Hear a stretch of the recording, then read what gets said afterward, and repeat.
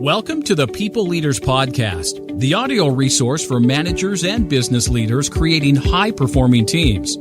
Join leadership and team development experts Jan and Michelle Turkelson each week as they explore both subjects from every angle. Through practical tips, valuable insights, and compelling interviews with leadership experts around the world, you'll learn how to bring out the best in your staff and how to give your best as a leader. Okay, how are you doing today, Jen? Excellent. All right, we love this one. This is such an important podcast. And the title of today's podcast is called Flipping Feedback. So over the years, Michelle, with all the programs that we've run, we've always had an element of feedback and coaching in one of the modules. And every organisation knows it's important. It's just how they do it well. And I think that's the challenge. At best, feedback can change behaviour slightly, but at worst it can really do some damage. That's right. So who needs to know about this, Jen? I think people who are managing people, but also anyone who is working in a collaborative team-based environment. That's right. So why don't they do it?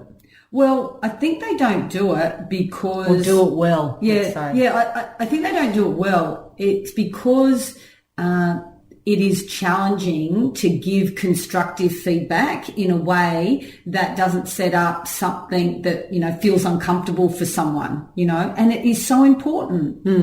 And the reason why it's important is because people need to learn and grow faster than ever before. They're expected to do more with less. And how are you going to course correct behaviour if you don't get unbiased feedback from multiple sources? That's right. So what do they know about it already that's not true?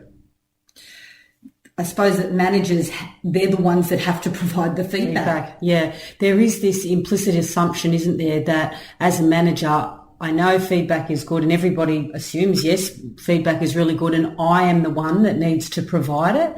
And that's what we really love. And kudos to the Neuro Leadership Institute.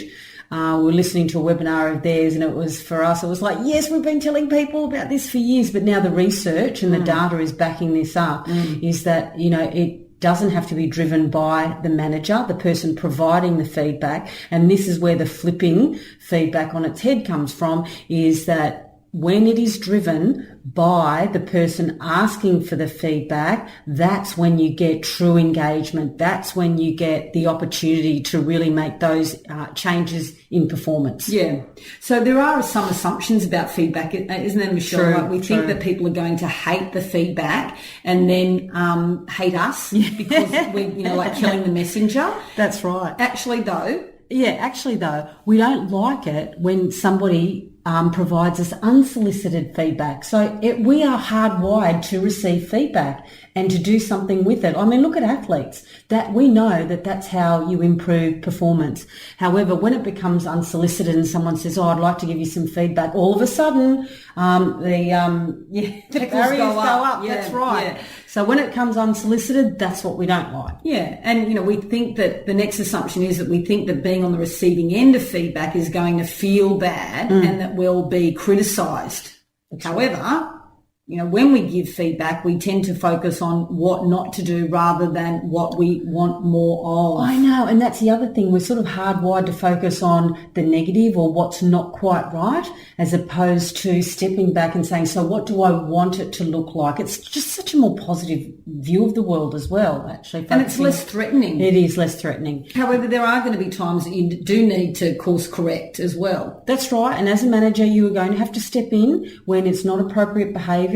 However, if we're talking about, changing the culture within a team, because that's what you have control over as a manager, you can't change the organisation necessarily, but you can start with your team. So start with your team and start with yourself. Oh, yeah. You're the one. Yeah. And then the other assumption that we've made is that feedback should be driven by the person giving the feedback, because it assumes that the manager, and usually that's the manager, the manager knows more. And also, it feels good to be helpful as a manager, to provide feedback. That's my role. And also it sort of provides a sense of status, I suppose, to the person providing the feedback.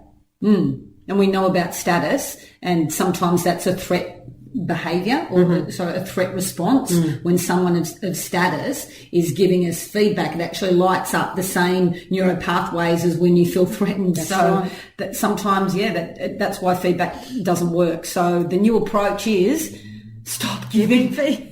Stop giving feedback. Yeah. Okay. So let's just expand on this a little bit, Jan. When we say stop giving feedback, what we're really saying is start asking for feedback. Right. Because asking is better for you. Asking allows both sides to feel less threatened, and so therefore they're more open to receiving new information. That's right. And the other thing is you get feedback more quickly if you are the one driving it, rather than having to, I've got to set up a manager, or manager hasn't given me feedback, because it's not number one on their priority. Your feedback about you is number one on your priority, so you make it happen. And the reason that you get feedback more quickly is because you are seeking out feedback from multiple sources, not just your direct manager, which is really important. The next why it's better for you is that you can ask as many people, and so therefore you reduce bias. That's because right. if you get feedback from one person, your manager, that's just bias, and that's why I think it really doesn't work.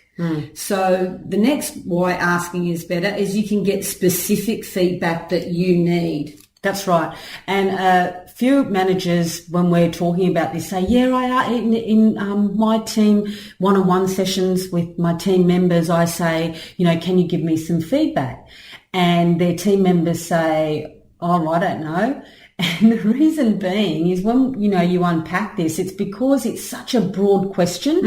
If you can be really specific about the area that you want feedback in, you will get a really good specific answer. So that's a really good tip, Michelle. So the first tip around how to ask for feedback is be explicit or be specific. Yeah. And some of the questions that you can ask things like, if I was to change one behaviour around managing my team, what would that be? Yeah, or it could be even narrower for a team member. If you're looking at a team member to give you we have team meetings, as you know, every Friday. I'm the one that chairs them and runs them and sets the agenda. Do you have any feedback on what I could focus more on or where I could refocus? That could be a question. What do you like about it? So specificity will give you some really rich data in which to improve your performance. And if you're hearing the same thing from a couple of people, that's your indication. That's what I can focus on.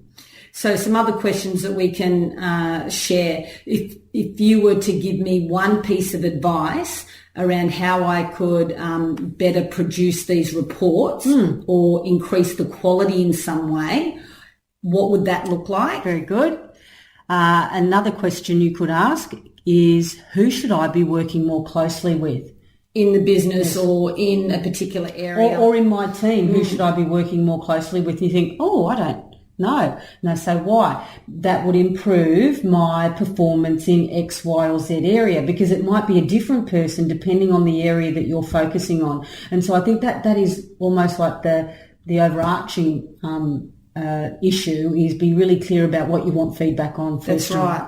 And another question, which parts of my style concern you the most? So this could be, personality or preference. It could be that people are interrupting, so your style is a little bit more extroverted and domineering, or it could be a little bit more introverted and reserved.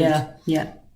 And another question, specifically, what do I need to work on to be ready for my next role? Or specifically, what do I need to work on in order to be successful in this project? Or you could substitute that last phrase for anything that you really want to get some feedback on. Great. So tip 1, be explicit and specific. Tip 2, variety. Ask more than one source for feedback, and you can decide. And how do you decide which people that you ask? Yeah, so it could be, frequency, how often you are in contact with them. It could be recency, how recent was I involved in this project with this other person. It could be the competence, the level of competency that person displays in the feedback that you're looking at. So there could be a number, and use your instincts to tell you. So who do I think would give me some really good feedback? I may not like like it, but I know. Yeah. Like we or know. do I respect them and trust them? Perhaps, that could be another. Some great criteria there. Yeah. So tip 2, ask broadly, more than one person. Yeah. And tip 3 could be... Yeah, make it a habit. Absolutely. Do it often. Do it as often. And if you are an organisation or somebody who wants to achieve great things or be successful in your role, successful people ask for feedback. Now, we're not saying do it every week. However, if it is an area that you want to improve on, maybe it is every fortnight or every 3 weeks, depending on what you set up, because that could be a question that you ask the person. When would be a good time for me to get feedback on this? Because if it is about how you are behaving in a team meeting, maybe it's after every team meeting that you get the feedback. So it'll be logical to you. That's right. And I suppose, like tip number 4 would be make it as close to an event or situation as possible. Exactly. So it's fresh in people's minds. Yep. And also, when you're asking for feedback, it doesn't necessarily have to be verbal. It can be written in an email. For some people, they can clarify their thoughts and it's not as, confronting for them to give feedback. That's a really good point, Jan, is you wouldn't after a team meeting say, now I'm gathering feedback on myself, and you just fire these questions. You need to set it up to make it easy for people to give you feedback. Tell them that, look, I'm looking for feedback. Send an email to the 3 people that you want to get feedback on, and then go from there. Or, face to face, have a talk to them and say, look, I want to get some feedback. I really, trust your opinion. Are you open to this? And be open to the idea that they may say no, so you go on to the next person. Wonderful. So we really invite you to start asking for feedback. It is certainly more empowering and it really demonstrates an achievement-focused individual. Agreed. Yeah. Okay. You've been listening to the People Leaders Podcast with Michelle and Jan Turkelson. For show notes and other free resources, please visit us at peopleleaderspodcast.com. Do you know someone else who could benefit from cutting-edge leadership and management techniques? Please take a moment to share this and other episodes via your podcast app, email, or social media channels. Each share helps us fulfill our goals of reducing workplace stress and increasing job satisfaction for leaders, managers, and their teams worldwide. The People Leaders Podcast is brought to you by the Experts On Air Podcast Network.